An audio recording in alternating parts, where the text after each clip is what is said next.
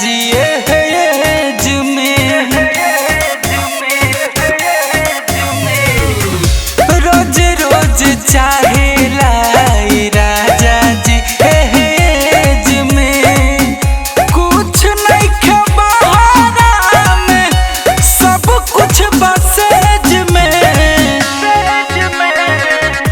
रोज रोज चाहेला राजा जी एज में रोज रोज चाहेला राजा जी एज में।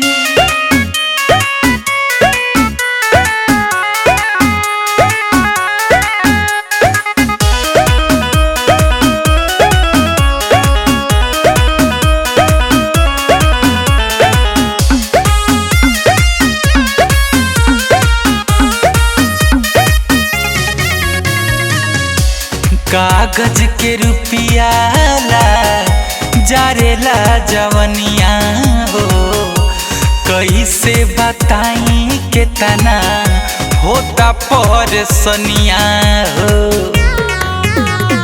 कागज के रुपिया ला जारेला जवनिया हो कैसे बताई कितना होता परेशानिया हो।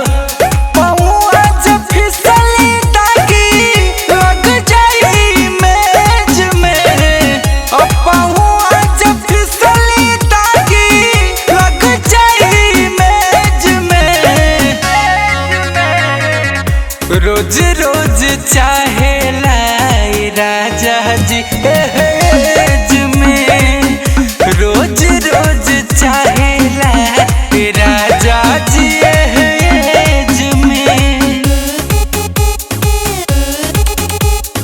राजा जी एज में